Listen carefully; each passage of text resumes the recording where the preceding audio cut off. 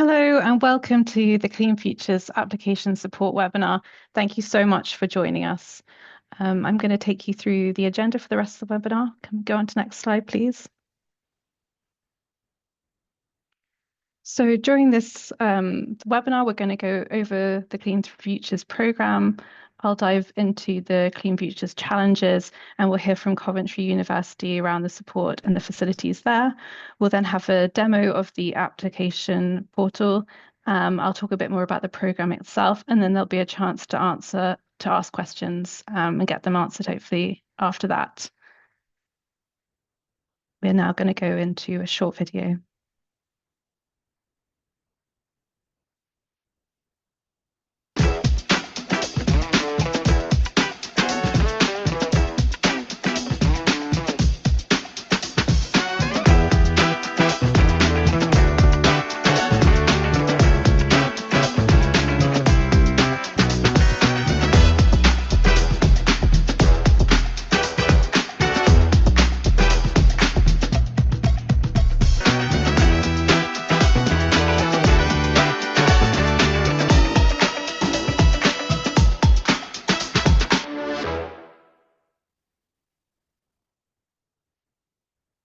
Thank you so much. I forgot to introduce ourselves, so can you go back to the introductories, the speaker slide? Sorry about that. I'm Venetia Hulse. I'm Head of Enterprise Support for the Built Environment and Urbanism at Connected Places Catapult. And as I said, we're going to hear from Marcus Kaufman, Director of the Institute for Advanced Manufacturing and Engineering from Coventry University, and also Josh Barner, Associate Director of Customer Success at Simply Do, to take you through the application portal.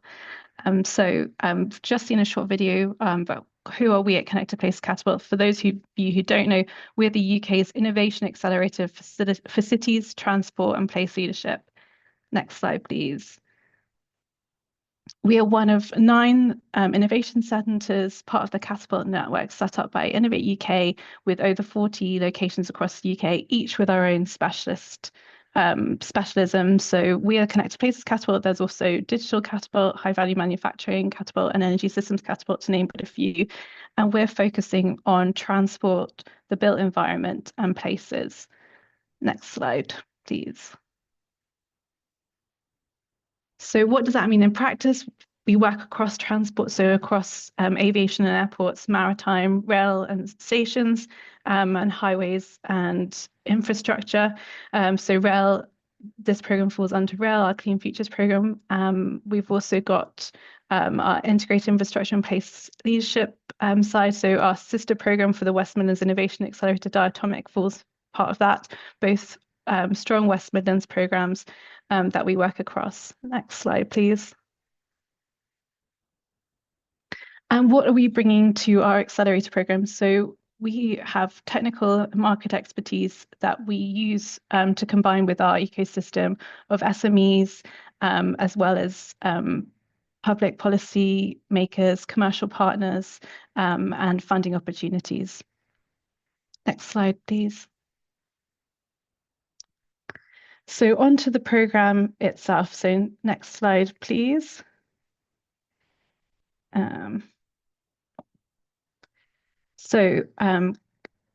Clean Futures is part, as I mentioned, of the West Midlands Innovation Etc. So we've got a strong regional focus there in the West Midlands, looking to boost capability and attract investment to the West Midlands. This programme is now in its 3rd year. The programme is run in partnership between Connected Places Catapult and Coventry University, along with other partners from the wider ecosystem. We have already supported nearly 40 SMEs on the programme, and we're looking to support a further 10 this year. And the opportunity for this accelerator is really around how to decarbonise transport, which represents 24% of all UK emissions. In order to achieve short to mid-term emission targets, which need to be addressed quickly and effectively, this project focuses on transitioning manufacturing capabilities and supply chains from fossil fuel to clean tech transport solutions. And the accelerator itself is there to support the SMEs. They'll be provided with technological development guidance for their solutions, as well as commercial support to ensure market readiness and to make the most of investment opportunities as well. Next slide, please. So as I mentioned, we're looking to select up to 10 SMEs at a minimum of 4 or 5 technology readiness level. The program itself will run from September until February 26, where we'll have our demo at the end. We need the SMEs to address at least one challenge on the program, and the program will start with some trial design. So it will start with confirming the trial projects with Coventry University, and then it will start and then we'll get implementing those trials in around November time. There's up to 50K of funding for projects, although our standard trial is capped at up to 25K, but there is an option to put forward a case for a more extensive trial, which I'll talk about a bit more later on. And one of the most incredible parts of this program is the access to these world-leading test facilities at Coventry University, which we'll hear a bit more about later. And everything on our program is meant to be bespoke. So looking at how we can give you bespoke technical and commercial support from leading experts in the field, as well as looking at investment opportunities for those who are looking to secure investment. Next slide, please. So as I mentioned, our standard trial, which we need everyone who applies to put forward a standard trial, it will be a 6-month project. So that's starting from when you come onto the program in September. As I said, there will be some trial design element of that, and then the actual trial will probably run for about 4 months. And that funding is capped at £25,000. In the application, you'll have a chance to put through what you're wanting to achieve, the methodology, the key activities and milestones, and also what outcomes you think and what impact you think will be generated from that trial and why it's of value. Next slide, please. For those that want to put forward an optional, more comprehensive trial, where there would be funding available from 25 to £50,000, those are for projects where you think that there's a very clear case of wanting to do something more extensive, and it's going to be a more complex trial than the standard trial. So as I said, we need everyone to complete the standard trial, but if you have a strong case to put forward for something more extensive where you can prove real value, that there is that option on the application as well. And we will be assessing which applicants we think will be best suited to the comprehensive trial. Next slide, please. So a bit about the program structure.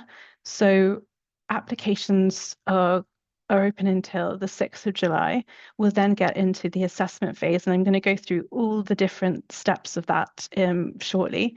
But we're looking to have our SMEs selected in August. The program will start early September, and as I said, we'll really kick off that trial design, giving you the one-to-one bespoke commercial support as well, finalize those trial plans with the partners, and then get sort of mobilize those trials from November onwards with a wrap up in February 26, where we want to see the trials demoed at Demo Day. Next slide, please. So what are the program benefits? There's been a lot of benefits, and I'll be sharing some direct feedback from SMEs on the program shortly, but I think it's always around the approach that we take is always bespoke. So you have access to experts in the field. You have these world-leading facilities at Coventry University, and everything is tailored to your specific needs, commercial and technical. There's an opportunity to trial and get some funding, and I think one of the main drivers is the ecosystem that we have available to us, so that we can act as a connector to lots of different parties and really help you maximize those benefits on the program, to collaborate with the cohort itself, but also with the wider ecosystem, and hopefully secure a greater presence in the West Midlands and beyond. There will be, as I said, showcasing events and other networking opportunities. Some of the activities are held in person, and some will be online. But we really are a West Midlands focused program. We do try and do quite a bit in person. Next slide, please. So as I said, we're in the third year of the program, and we've had some incredible impact over the past 2 years. So we've had 39 SMEs on the program, all completing trials. They've had 1,500 networking opportunities. We've had 14 patents developed, 21, 103 million in secure contracts, and we've seen 31 of the SMEs progress their technology readiness level. So the figures do really speak for themselves. Next slide, please.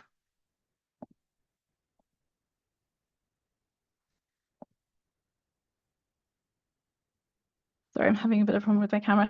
So as I mentioned, the program feedback. So we've had incredible feedback from SMEs who've been onto the program around what they've been able to do with their product development, as I've mentioned, the contacts and the ecosystem that they've been able to take advantage of, and just generally the business support able to validate a market and help towards commercialization. So this program, as I said, has already been tried and tested. We're in the third year of it, and we've really got to grips of how much success we can make for the SMEs using all the assets that we have available to us. Next slide, please. So on to the challenge areas. Next slide, please. So just a quick overview of the challenges. So we've got net zero manufacturing, future fuels, clean energy conversion, circular economy, and then there is an open challenge, but still does need to be within the remit. So I'll go into those now in a bit more detail. So starting with net zero manufacturing. So we need every applicant, and I'll go over this again, needs to answer at least one of the challenges. So for net zero manufacturing, it's all about reducing carbon in manufacturing. So we have some example innovations, which might be add-on technologies or digital twins, enhancing efficiency and reducing energy consumption. It might be process optimization in areas like industrial furnaces and welding to minimize emissions and waste. System integration innovations, bridging legacy and new systems, products or services lowering embedded carbon through lean manufacturing, waste reduction, and low carbon material sourcing, or digital tools such as simulation, IoT, and AI/ML for emissions reduction and life cycle assessment. And you'll find this detail on the application website as well. Next slide, please. Future Fuels is focused on clean fuel alternatives to fossil fuels, but please do remember it's excluding batteries. So it's for hard to electrify sectors like heavy transport and industry, including hydrogen, biomass, and organic fuels. So solutions can address any part of the value chain. So that's clean fuel production methods using low emission processes or renewable feedstocks, use of low carbon fuels in industrial operations, local or distributed supply chains to increase availability and affordability of alternative fuels or materials, including microgeneration networks and hub and spokes solutions. And sorry, I've cut off the last. And material innovations that reduce embedded carbon, such as recycled inputs, alternative binders, or remanufactured components. Next slide, please. Clean energy conversion. So we're looking for solutions that capture and convert surplus renewable energy into usable forms like hydrogen or heat, helping reduce waste and fossil fuel reliance in manufacturing and transport.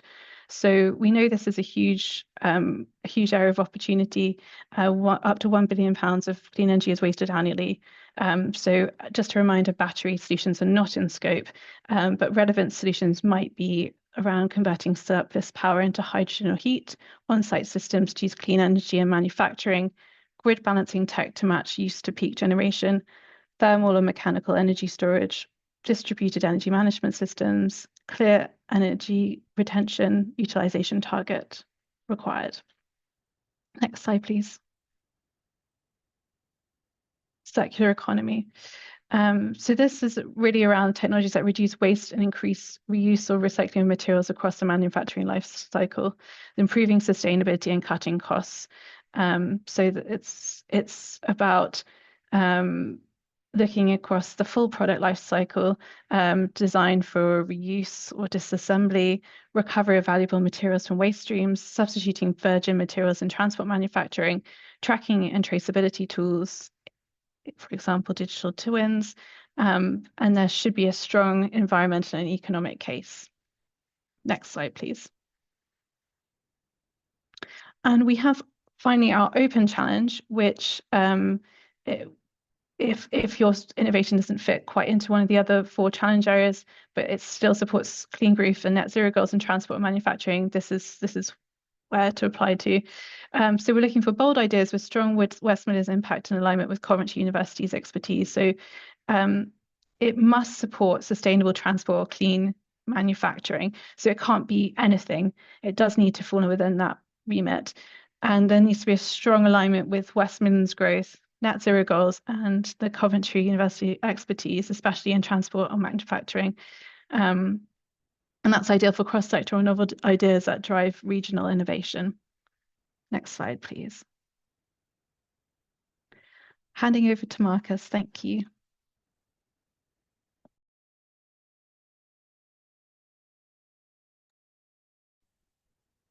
Thanks, Venetia. Hi, everyone. Marcus Kaufman. I work for Coventry University. I look after our Institute for Advanced Manufacturing Engineering, and I will be covering some of the capabilities that we will be bringing to support companies that apply for the Clean Futures Accelerator round 3. So can we please move to the next slide? Okay. That's just the intro, so please move on to the next slide. Great. So just a little bit about us.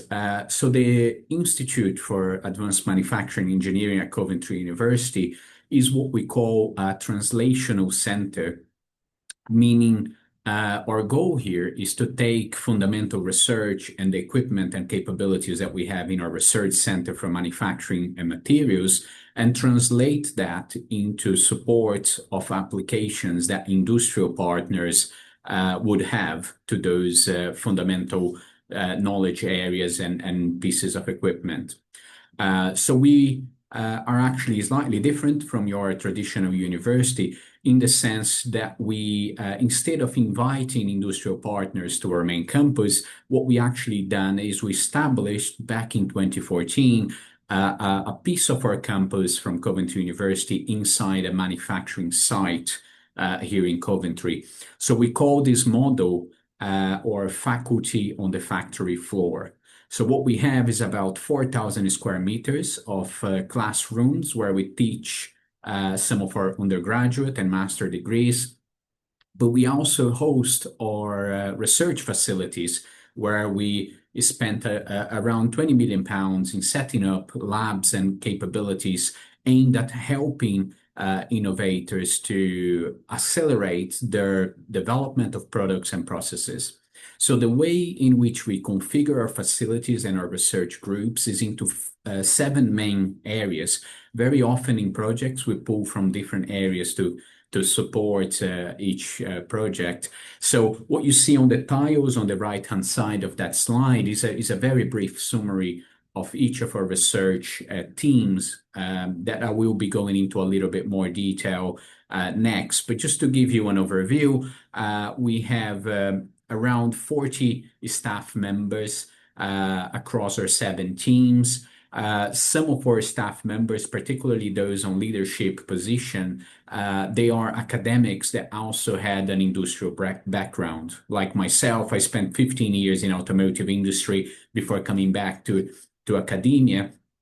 So what you'll be dealing with is academics that have more affinity with actual practical industrial work that you are likely to need in developing products and processes. So those teams, they cut across fundamentals of metrology, for example. So on our measurement science team, we have a group of people that came from motorsport and the startup environment.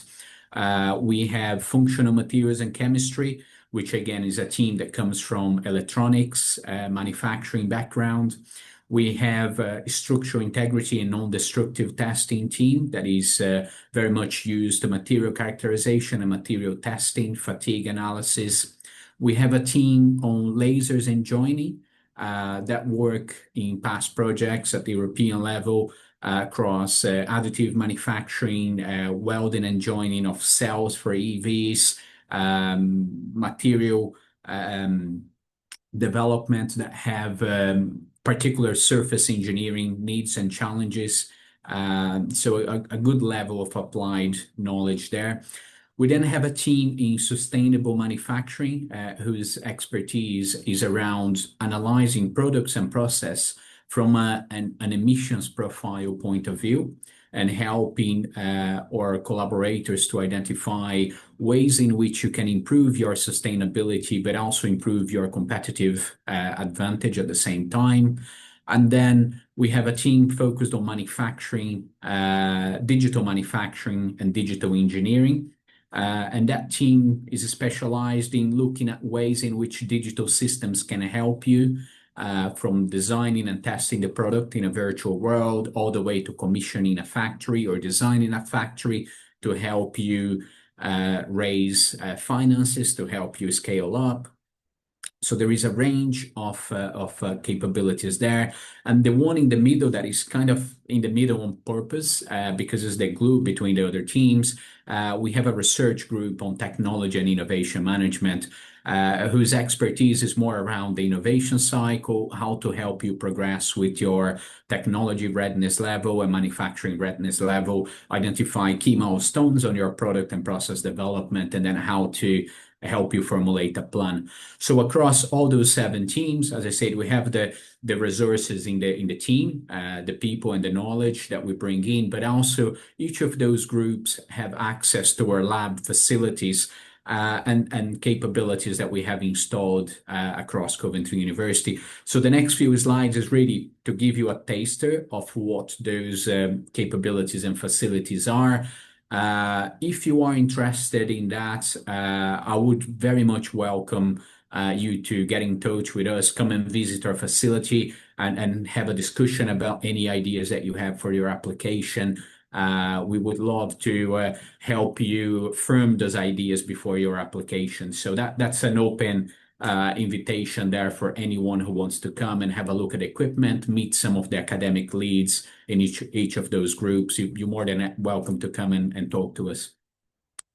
Can we move to the next slide, please? Okay, so what we have here is one slide for each of our research groups.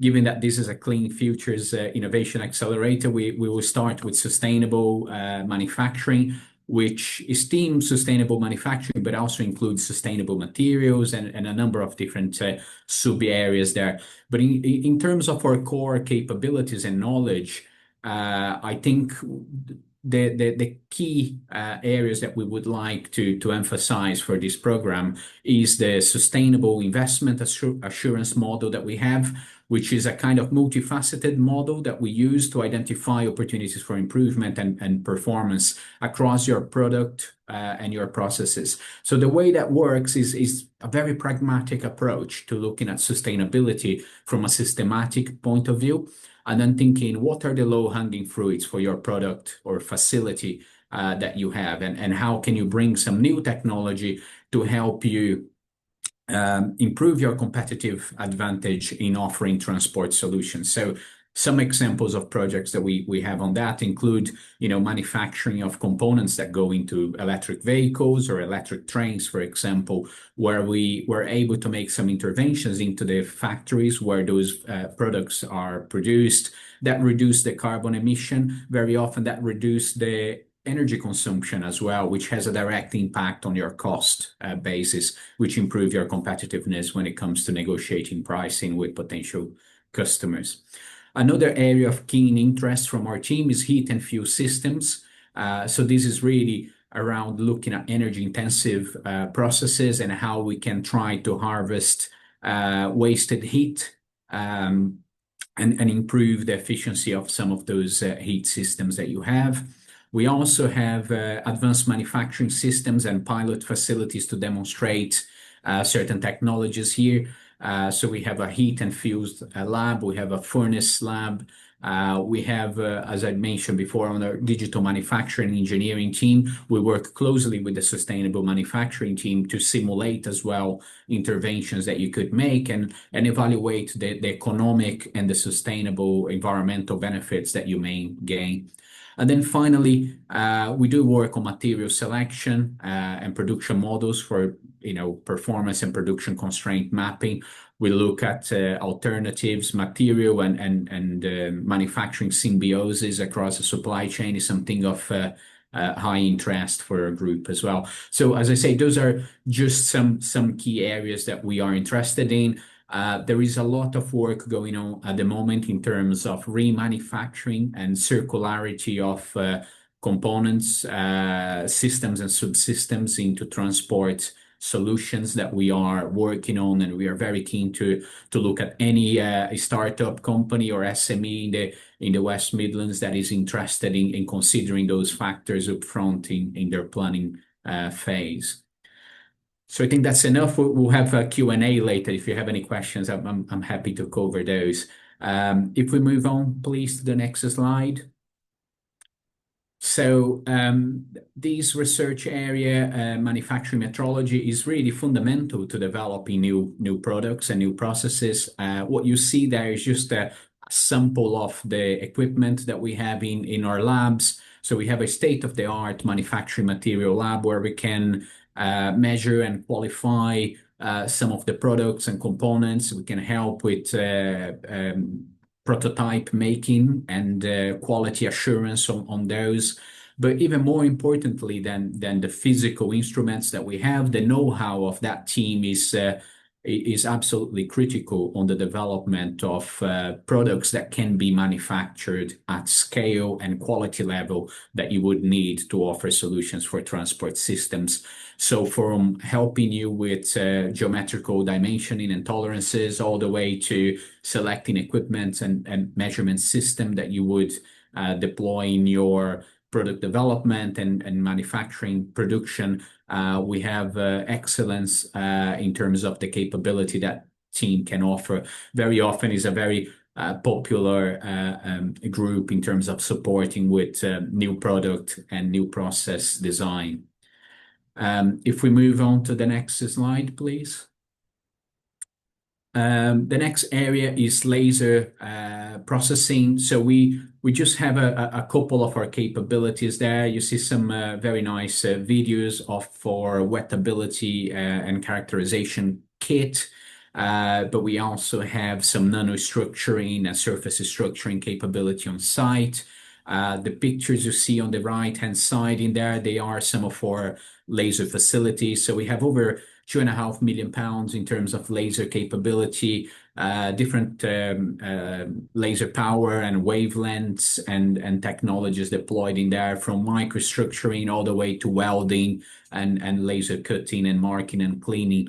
So there is pretty much a solution for most things that will require a laser in there. If we don't have it in-house, we have a very well-established network and we can tap into partners to support projects in this area. If we move on to the next slide, please.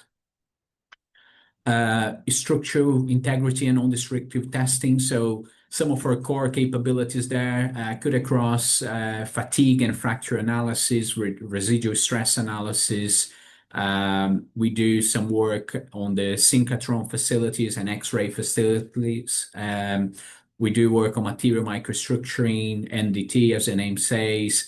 As you can see from our equipment in the listing there, we have a range of equipment grouped under material characterization. We have another group of equipment in another lab where we do the residual stress determination that includes having sample preparation labs. So we have a metallurgy lab, we have a wire EDM cutting piece of kit that we use to cut our samples and prepare them.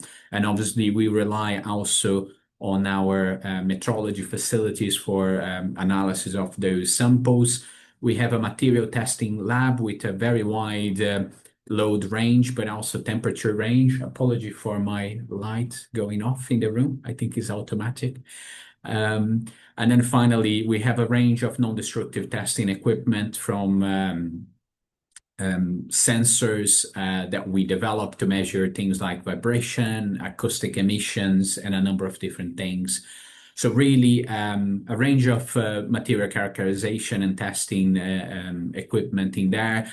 Very much like my comment on the lasers, if we don't have the kit in-house, we probably are connected with a facility elsewhere across the UK infrastructure that we can tap into and seek support for your pilot.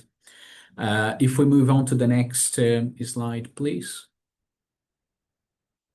Functional material and chemistry. So we have a wide range of capabilities in there on our functional materials and chemistry labs, from electrodeposition all the way to small scale plating. We do electrolyzer development and testing rigs. We have hydrothermal and solvothermal synthesis that we can support, vacuum ovens. We've been doing significant amount of work on flexible electronics and e-textiles, but also on development of hydrogen systems for both fuel stack point of view for hydrogen use, but also for hydrogen production. So a very interesting and capable group in there with applied industrial experience in the research team. If we move on to the next slide, please. Then I think this is probably the last one, which is this digital manufacturing engineering. So again, wide range of capabilities from traditional robotics and cobotics all the way to a fully commissioned digital twin lab where we have physical and digital counterparts of digital twin models, both for products but also for production facilities. We have human-enhanced mixed reality rigs, immersive technology, hardware and software, sensor laboratories, and we have also a state-of-art supply chain setup, if you like, where we have all the hardware and software that you would use from a product design and testing and development point of view, the sort of work that you would do in a product lifecycle management software, all the way across to manufacturing execution systems, quality management systems, enterprise resource planning tools, and digital twin tools. So the aim really of this group is to try to help accelerate product and process development at the granular level, but also the plant level. We help companies to identify what information they would need, how they would monitor them, and then how you can use that information to enable you to make earlier decisions without incurring the cost of doing physical trials and pilots in the real world. So for some SMEs and some companies innovating, that's a very useful tool. We have combining hardware and software. If you were to pay for all the software we have here in our facilities for industrial use, you're probably talking about £2 to £3 million of software, and obviously the cost of buying the licenses is not the highest issue. Is actually having people with the knowledge to be able to utilize those. So in the round 1 and 2 of the Clean Futures Accelerator, we did have a number of projects that benefited from some of these virtual commissioning and digital modeling of facilities and products. So that is available as well for this program. If we then move on to the next slide, and I'm just conscious of time, I probably only got another 3 slides left before we move on. So we just prepared a couple of examples of interventions and opportunities for projects that are of high interest and also highly applicable to the West Midlands community, we believe. So if we move on to the next slide, just to give you some examples. So the first in there is around the smart energy utilization for competitive and sustainable manufacturing. Um, so what do we mean by that? Is our team has expertise in analyzing the energy that you currently use or that you plan to use in manufacturing transport-related product. And we can help you identify interventions and methods in which you could lower that energy consumption, and also ways and methods in which you could try to bring more sustainable practices into that. So the idea here is to find ways in which we can plan upfront how to make your product cost and your sustainability better without incurring massive costs down the line after you, as an afterthought, after you have your facility set up.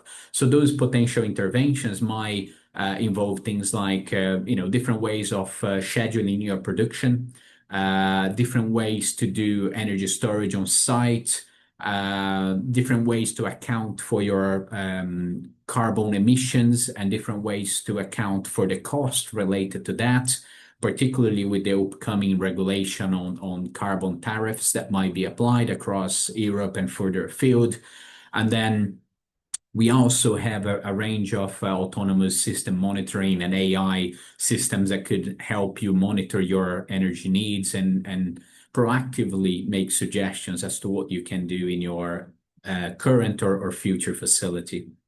So those are just some ideas there that might apply whether you are developing a new facility or a plan for a facility that will be making your products, or whether you have an established facility that you want to be more competitive and more sustainable. If we move on to the next slide, please. So I think I already mentioned in passing the need for increasing circularity. So particularly around recycling and remanufacturing, we have a keen interest in a number of ongoing projects around utilization of recycled materials, but also reusing materials that are a waste on a different process. So we have an ongoing set of projects looking at recovery of rare and valuable materials from end-of-life products, but also remanufacturing some products at the end of first life and making them viable for second life.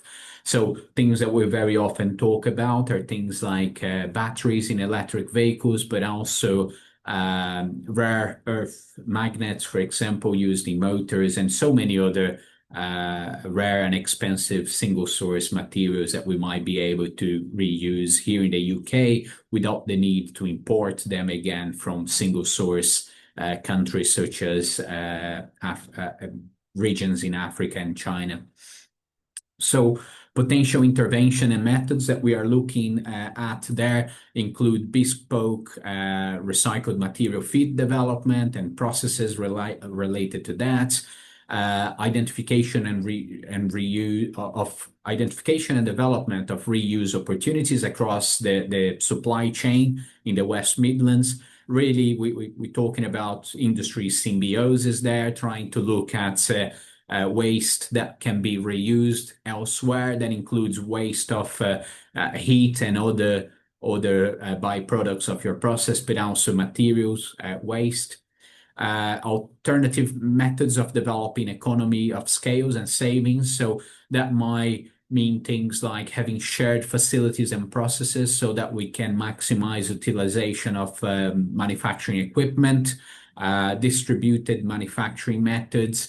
We are very keen to help link startups with need for capability that at the moment might be spare in certain manufacturing networks that we have in the West Midlands, so that we improve the utilization, but also reduce the cost for startups.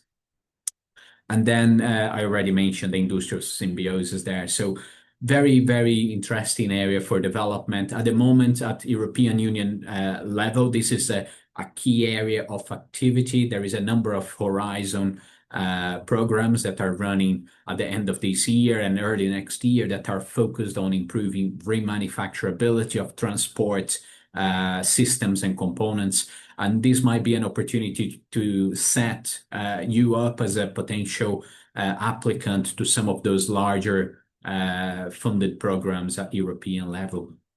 If we move on to the next slide, please. So this is the final, I guess, slide on potential ideas for you guys to consider. So heat and fuel switching and efficient processes. So what we are talking about here is use of fuel generated heat that account for about 60% of global emissions, around 50% of the heat utilization efficiency in factories. We want to improve that efficiency level if we can. So we have some potential intervention methods there. Challenge, process and conditioning requirements, looking at smart monitoring and processes for direct waste reduction, and then also looking at alternative materials. Just to give you a simple illustration of the type of project that we could run there. In one of the Clean Futures previous cohorts, we had a local SME manufacturer that is producing an internal combustion engine component here in the West Midlands. They export it to Europe. They even exported it to China. So they're very competitive on price, but they have a opportunity there of improving their profitability and their sustainability by looking at how they manage the furnaces that they use to braze some of those components. So during the intervention and the pilot we had with them, we introduced a management system into one of their furnaces that allow them to reduce the heat in the period when they are not utilizing that furnace. Sounds something that is common sense to most of us. If you're not using it, you turn the heat and the power down. But for them, it was a critical process, and any changes they made, any intervention might lead to a risk related to the quality of the brazing and the ultimate quality of the product. So what we did during that pilot was to trial different ways to manage that and assure that the company was able to maintain the quality levels despite the reduction on the energy they use and the wasted heat. As a result, I think they save about £100,000 a year. Massive savings on CO2 equivalent emissions there. Those savings go directly to their bottom line as a profit and improve their competitiveness when it comes to renegotiating that contract with their customers. So hopefully that gives you a little bit of an idea of those interventions there. I think that's my last slide. If we, just confirm. So that is just a reminder there of our team. Feel free to get in touch, to send me an email if you have any questions, if there is anything you would like to ask, or if you want to come and visit us to discuss a potential application. I think that is all from me. Thank you very much for your attention, and I will hand over to Josh, I believe. Super. Thank you for that, Marcos. Really, really helpful and clearly a lot of information, some really helpful information for people to access there. Now for, I suppose, the not as exciting part, I'm just going to spend the next 5 minutes just walking you through the application process on using the Simply Do portal, which is the Connected Places portal for all of their open calls. So I'm going to share my screen. And as I said, I'll just spend the next 5 minutes just sharing my screen and walking through the application process. Okay, so hopefully everyone can see my screen. So here we're on the Connected Places Catapult open call for Clean Futures. This will probably be your landing page. A lot of the information here has been walked through today, but it's obviously got all of the information that you need. The only part where we're going to look at is the Apply Now button. Once you click that, then you'll then need to just create an account through CPC or log into an account if you already have one. If you already have an account, log in, and the point at when you log in, you'll then come through to the Simply Do portal, which is the application portal in question. So again, we've got the Clean Futures program. A lot of the information that you'll have been hearing and reading today is found inside of here, but also more importantly, at the bottom, we've got the application guidance document and finally a button to apply. Once you click apply now, you're then taken on to the application form that you will need to complete in full prior to the submission deadline date. All that you need to do is work your way through this application form, completing every section as you're working through this application form. Once you have added something into the form, the platform will save for you, so you don't need to save. Your progress will be saved as you're working your way through this application. With project finances, you can see there is a template document which you can download and complete and then re-upload into the project finances section. As I've mentioned already, everything will save as you're going through this process, so you don't need to keep coming back to it and saving it. You can close your desktop down and come back to the application at your own leisure. At the bottom here, you can add collaborators. So if you're working collaboratively with an individual on the submission on your application, just click add collaborator and type in the email address of the individual that you're looking to work on this application with. And at that point, you can both begin working on the application. Finally, once you've completed every section, the submit button up here will then show itself as available and you'll be able to submit that application. You can unsubmit and continue editing, providing the open call has not closed. So provided it's before the deadline, if you need to make amendments, you can go in and make those amendments. Any amendments that you are trying to make after the deadline won't then be able to be submitted as a part of your application. Finally, then, if you have any technical support questions around parts of the Simply Do platform, so not around the responses to the questions, but actually the platform itself, come down to the bottom right-hand corner and you can open up a conversation with myself or another member of the Simply Do team.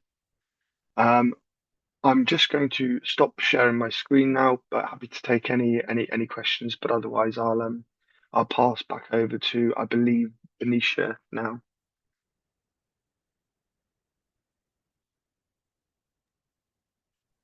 Thanks, Josh. There'll be a chance if anyone has any further questions shortly. We're going to do a Q&A. I'm just going to take you through a bit more about the application and the eligibility and the next steps. Next slide, please. So applications opened very recently, 27th of May. We are running this webinar currently, but we also have an open day, an in-person open day run by Coventry University, hosted at Wolverhampton University, and that will be on the 20th of June. And the key program partners and key contacts will be there on the 20th of June. So we'll put that in the chat so everyone can have a link to sign up to that if you want to attend that in-person day as well. The application deadline is the 6th of July, so that's a Sunday. It'll be the end of that Sunday. So yeah, we really do try not to leave it to the last minute. We really appreciate if we can get applicants to apply sooner, so it's not a mad rush at the end. And if you have any queries, you can also ask us and the different partners as well if you do start your application in good time. Next slide, please. So as I said, the applications will close on the 6th of July. Then we will go into the assessment phase. So we will have all of the applications will be scored by at least 3 assessors, combination of Coventry University and Connected Places Catapult. And then those who are successful will be invited to an in-person interview, and that will take place between the 21st and the 29th of July. We will be hosting interviews, roughly about a 2-hour slot will be given to you, and it will be very difficult to make changes. So we do ask you to block out that week and to be prepared to be invited to interview if you're successful. We are then looking to confirm the cohort week commencing the 4th of August, so beginning of August. Next slide, please. And that gives us into the rest of August to get you onboarded, to get the documentation signed, and so that we can welcome you at the very beginning of September and kick the program off, ready to go. As I mentioned before, we're planning the demo days the 18th to 19th of February. So that's when we want all the trials to have been completed and ready to demonstrate. We have had some amazing demo days, and we do invite stakeholders from the region and beyond, looking to increase opportunities for you. There's incredible facilities at Coventry University, and the demo days are always really exciting to see the innovations in action. So that's what we're working towards. And then March will be working together to collect all that impact. So the trial final reports, and to make sure that the final impact surveys are complete, so we can report all the wonderful impact on the program in March 2026. Next slide, please. So how to apply, so Josh has walked you through what it looks like from our landing page, how do you get on. If you have any technical difficulties, as I said, please don't leave the application to the last minute so that we can try and support you in good time. The deadline is that Sunday, the 6th of July, 11:59 p.m. So please don't miss that. The application website has a lot of information on it, lots of supporting documents and application guidance as well. So I would definitely refer to that as a good source as well. Next slide, please. But just to reiterate the applicant requirements, so you must be a UK registered company. You need to be either registered or have your main operational base within the West Midlands region. This is very much a West Midlands programme. We're looking for, as I mentioned at the beginning, we're looking for solutions that are TRL, technology readiness level 4 or above. And you must have alignment to at least one of the challenge areas addressed by the programme. As I said, there will be a mix of remote virtual sessions as well as in-person sessions, but you need to commit to be able to attend scheduled face-to-face meetings and networking events. Again, this is to help you boost your profile on the program, and to also get things moving with any of the trial preparations as well. And you need to commit to complete the development, testing, or demonstration of the proposed solution, potentially using Coventry University test site facilities. So that we want every SME on the programme to trial something. So that does need to be a commitment on the programme. And this is very important. We require an in-kind match funding equivalent to 100% of the requested funding amount. So if you are requesting £25,000, you also need to put in £25,000 of match funding, whether that's personnel costs, materials, or other sources of funding that you have. But yeah, that does need to be a one-to-one match funding requirement. Next slide, please. So the application trial, I've gone through this, but I'm just going to reiterate it just once more. So we have a total funding pot of 300,000. That's available for up to 10 SMEs on the programme.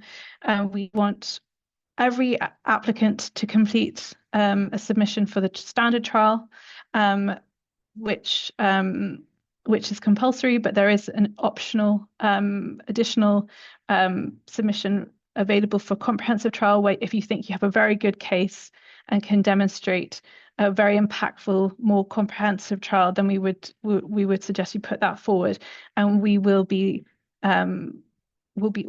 assessing the trials against a set of scoring criteria. So the funding requirements mean that, as I said, 100% in-kind match funding required.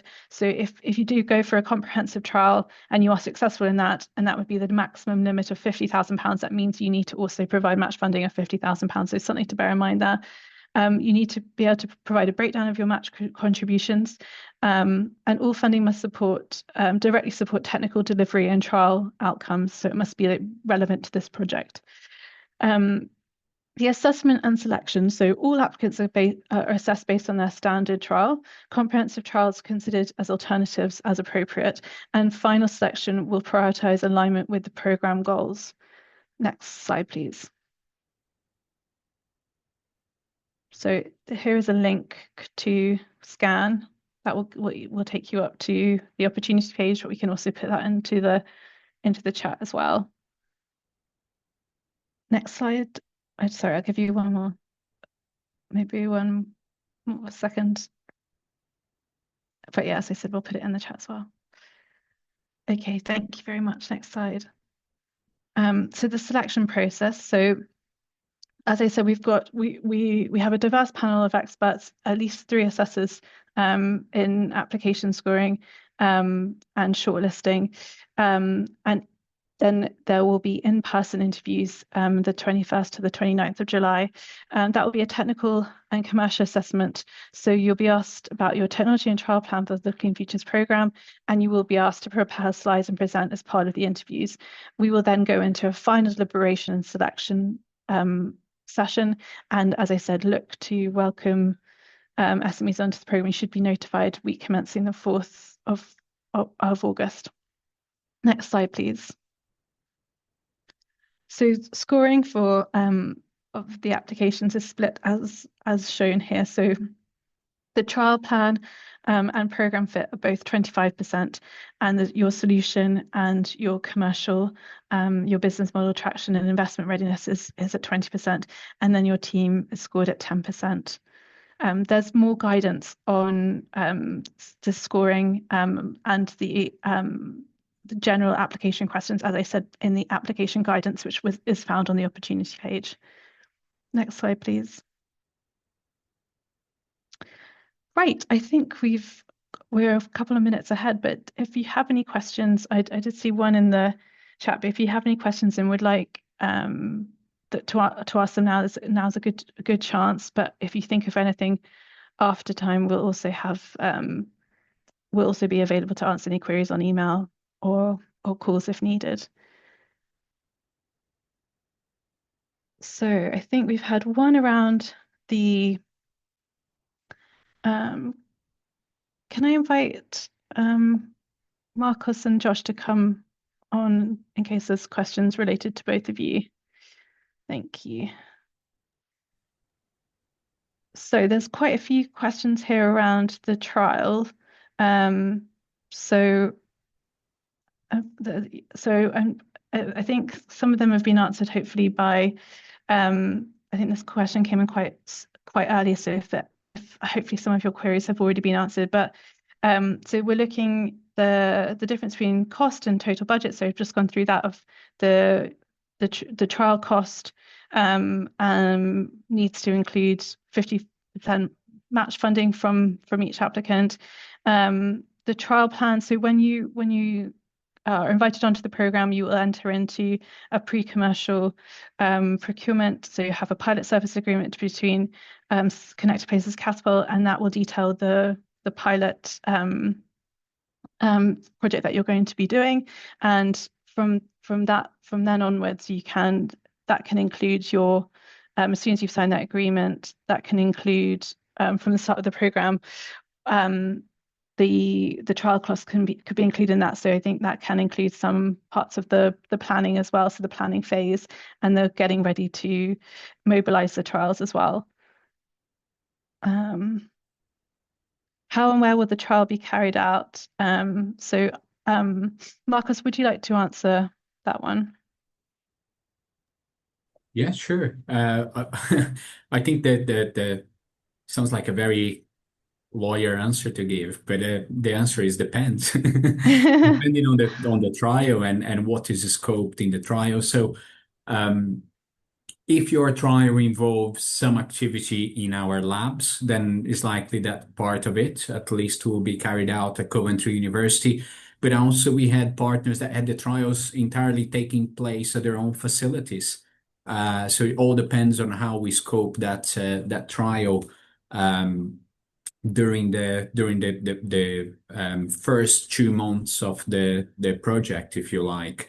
As I say during my presentation, I would encourage anyone that is interested in applying to come and have a chat with us and maybe tell us what you are thinking of in terms of the trials and the pilots, and we might be able to tell you before you apply, yes, this is absolutely feasible and you could use these facilities, or we might say actually the thing that you are trying to pilot or trial is too big and it will not fit within the scope of the project. So we are more than happy to help you come up with that plan. But the idea here is that the company proposing the trial will work with either CPC or Coventry University or both to help you on the first 2 months to actually formulate what a pilot trial would be and how it would work, where it would take place. So there is an element of co-creation there that will be involved. I'm happy, Venetia, to go through some of these questions in the listing there and just provide an answer if that's okay. Yeah, go for it. Yeah. It's fine. So in terms of the second part of the question, there are trial plans. Do they include also technical project plan for the R&D work or just the trial? I think, again, it will depend, but ideally we would like as much detail as possible. So if there is particular technical aspects of your trial that are critical to make sure the trial succeed, then please go ahead and provide the information on that. If there is information lacking on those plans, it is likely that we will, if you're selected to interview, we'll be asking you in the interviews questions around whatever we feel is missing. The next part of the question is, if the project is 6 months, should the trial start from month 2 or can it start after a few months? I think the idea there is to give it a month or two to really do the preparation and assess the feasibility of what you are trying to do to make sure you succeed by the end of the 6 months. So depending on the level of ambition and novelty in that trial or pilot, we might be able to start faster. Again, having a conversation, visiting the facilities and having more detail on your plan up front might help you accelerate the trial development part of the project and give you more time for the actual physical pilot work. So again, there is no one recipe fits all here. Every company that we work with out of the 39 we had so far was slightly different. We are keen to make sure whichever the plan is, whatever the setup is, it works for you and add value for money.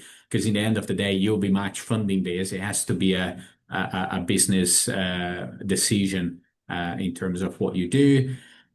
Is the funding only for the trial and not for the R&D? I think the funding is fairly flexible in how you apply it. And obviously the definition of the trial and the R&D are also flexible. Without getting too much into semantics, I think provided that you can demonstrate that you're using the funding to contribute to the scope of the project and the output that you're seeking to achieve with the project, I'm pretty sure you'll be allowed to use the funding for that.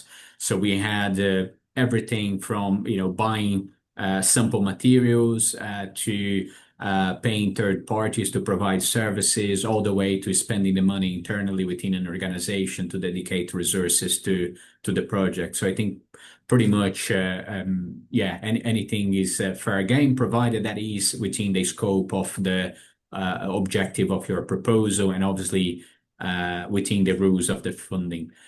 So if you have any more specific questions about ways in which you would like to spend the money before you put the proposal in, my suggestion would be to send those questions to the CPC colleagues or send it to me and I'll pass on to them as well. And then finally, the question 5, I think Venetia already answered that. So The only thing I was going to add in there is the match rate might be different depending on the size of your organization. So it's just worth double checking what is your size and then whether you qualify and how much do you need to match. I'm also happy to pick up the last question around the TRL, Venice. Great, thank you. Yeah. So how do we demonstrate TRL4 in the application interview? So we would hope that you can put some narrative as part of your plan to demonstrate that you are at the right TRL level. If you are not familiar with the TRL and MRL levels and you want some help with that, feel free to email me. I can send you the formal criteria that we would normally use. But the need for trying to provide some evidence and demonstrating that you are at that middle range TRL level is to make sure we don't select companies that are too early on the development stage, meaning it's unlikely that the combined authority will see a benefit on that investment in the time period that they are looking for these innovation accelerators. But also we're trying to avoid working with technologies that are already at too high TRL level, where this should be really funded by people buying those technologies from the companies working on the project. So it's a kind of soft demonstration of your TRL. We're not going to apply fully the TRL assessment criteria, but it would be good if you could demonstrate why you think you are at the right level to benefit from the Innovation Accelerator funding.